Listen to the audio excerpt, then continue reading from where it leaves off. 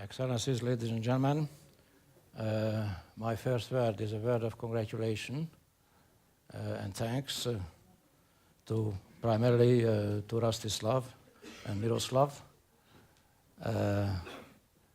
for what they have done until now for Globsec.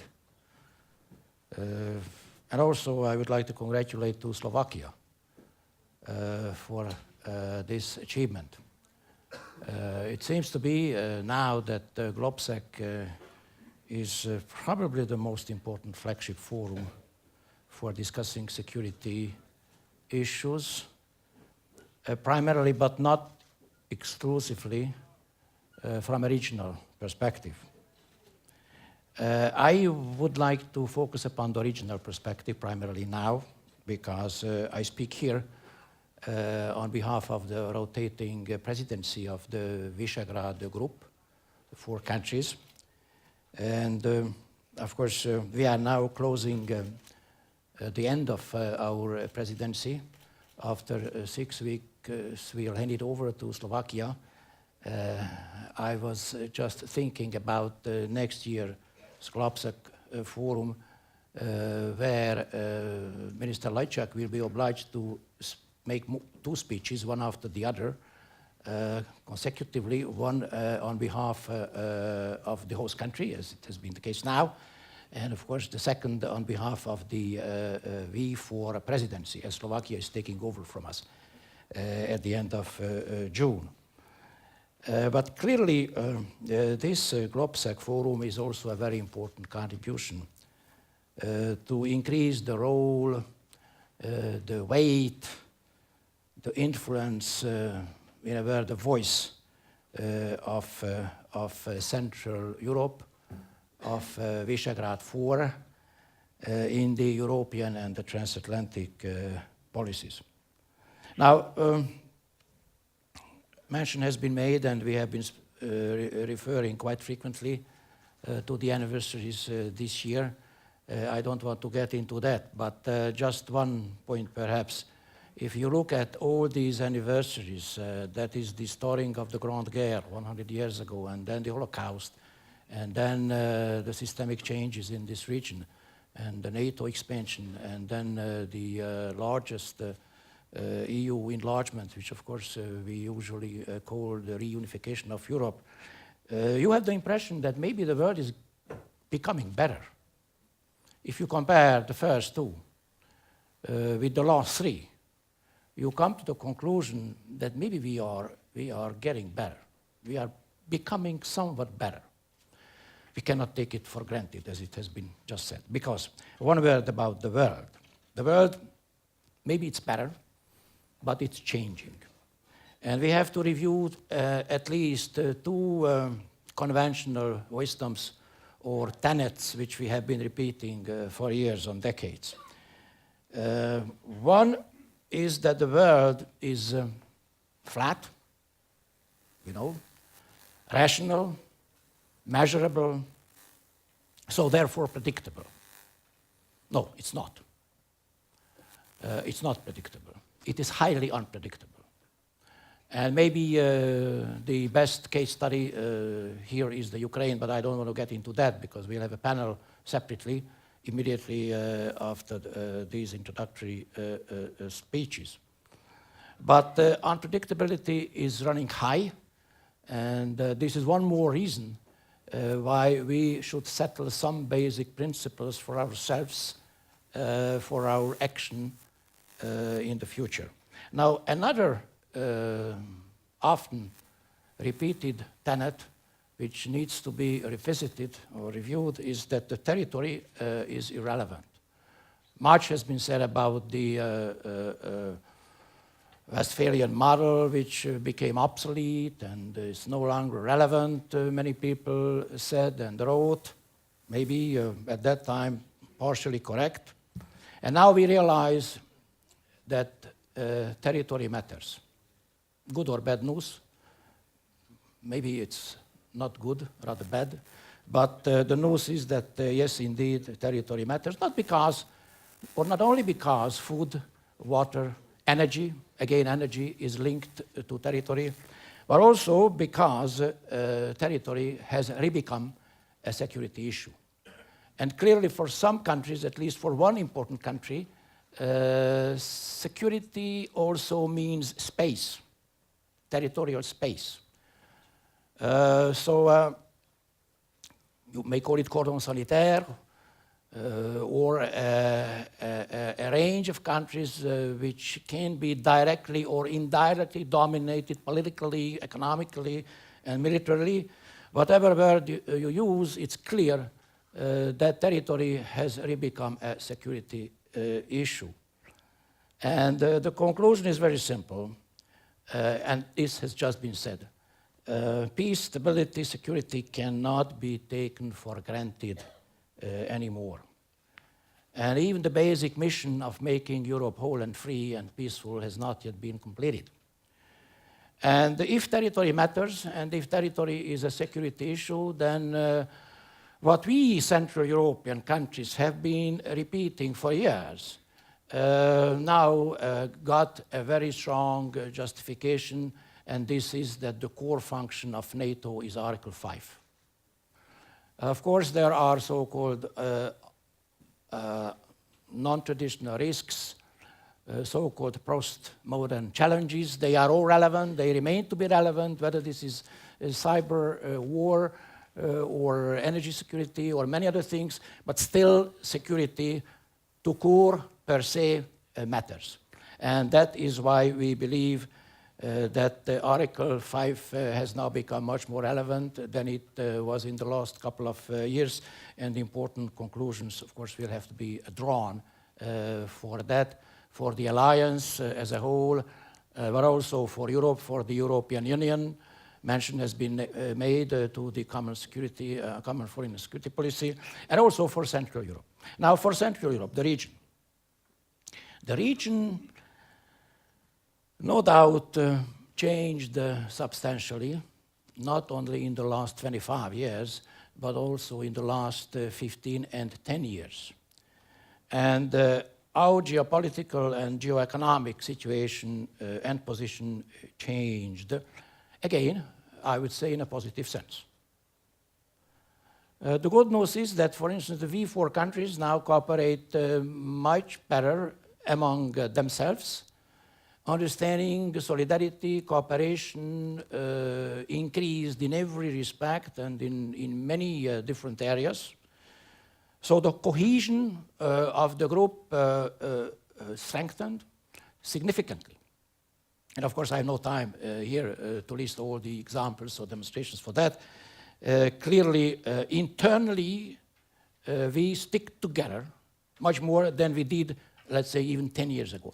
Some people said more than 10 years ago that once you become members of the European Union, all that will be over because it will be irrelevant. Now, it's just the opposite what happened, because now, of course, we have some new challenges, new tasks, new responsibilities, and this is inside the European Union. So that was the major change, I think, in the situation and in the position of Central Europe, primarily V4 countries, that from the outside, we got inside. And now we are inside of the structures like European Union, like NATO, and that, in fact, increased our responsibility, which we gladly accept. If you listen to the speech of Minister Lajčák just a couple of minutes before, many of his suggestions related to the European integration process. What should be done, what can be done, how it should be done, because we are all involved now and we are aware of our responsibility. Even more, I believe that one of the major tasks for us, for V4 and for Central Europe, is that, yes, we want to make our voice heard much more strongly than it has been the case. I'm not complaining, because, of course, to be a new member is always different from being an old member. But what we would like to suggest, and what we insist upon, is that let's forget about the difference between old members and new members. Exactly. We are now just members, and we have the same responsibility, we have the same, let's say, mission to fulfill. That's what we are going to do. Now, just one word about V4. Because V4 also in the last couple of years, I believe, has become much stronger, as I said, not only internally, but also in its external relations. One thing is, of course, the so-called enlargement of V4. Many people suggested right at the beginning, more than 20 years ago, that V4 should be enlarged. Why don't we take some other countries in our neighborhood? It's still a lingering issue, but I believe that V4 is V4. It cannot be V5, it cannot be V6. It could be a Central European initiative with 18 members, of course, but we don't want it. So what can we do? Because there must be a compromise for that. And the result was that V4 has become gradually and progressively more and more open. And now we have these V4 plus formulas, which is not just the neighbors. It's, of course, primarily the neighbors. It's Western Balkans, quite clear. Also in a European context, enlargement is one of our priorities, as we all know. It's also the Eastern Partnership, case study, of course, now, a case in point.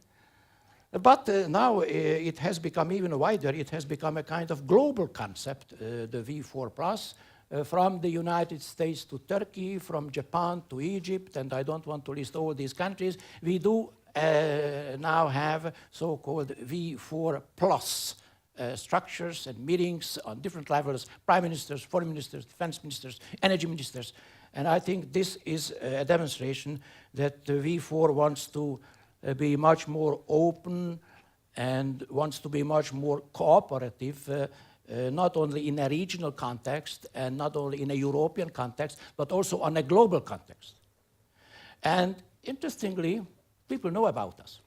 If you had asked people about, let's say, 20 or more years ago, nobody would have known what the V4 is. Now it has become a brand. Our visibility is much stronger. And of course, we are active in many different areas, civil society, and so on. So I fully agree with all those who say that V4 has an additional responsibility now.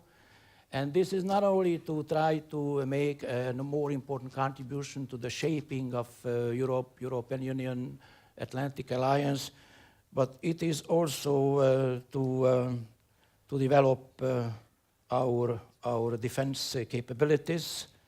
Of course, this is also an economic and a financial issue, but I think we all agree that something must be done in this area, and we are now all carefully considering how our defense capabilities could be improved and increased in the upcoming years. But as I said, we are also very active in the field of the European integration process, and Minister Lajčák already mentioned a couple of areas. My intention was to mention only two. Of course, there are many more. And one is no doubt the common foreign and security policy.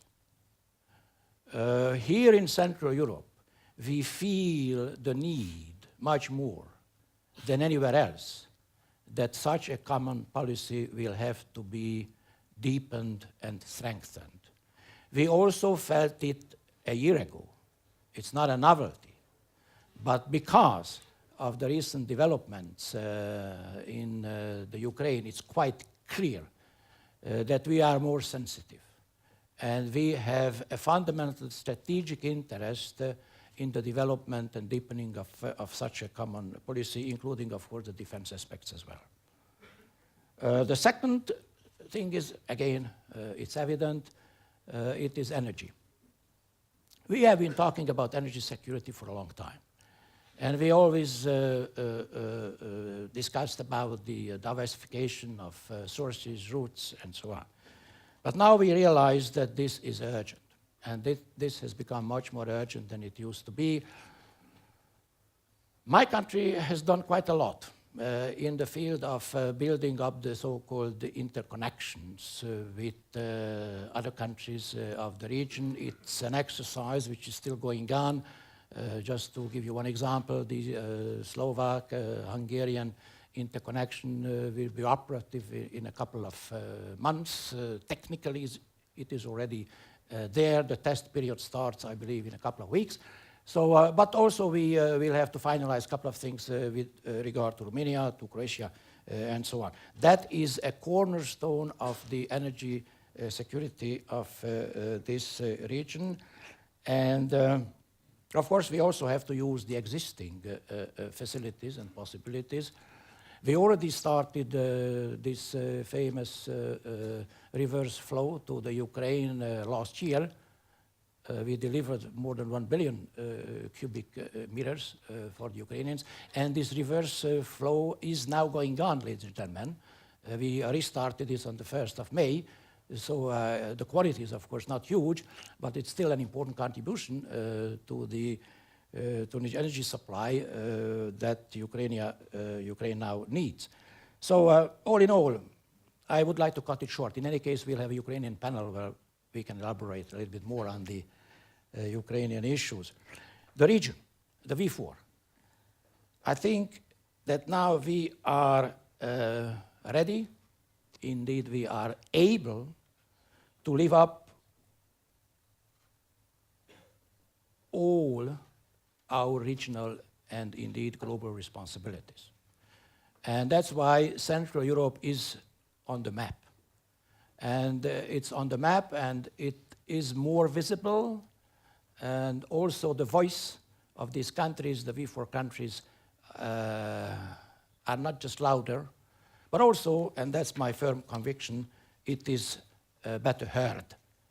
And if we achieve this, and if we can continue in the right direction, then of course our voice will be even more heard the next year or afterwards. And I think Globsec, no doubt, is an important contribution to this. Thank you very much.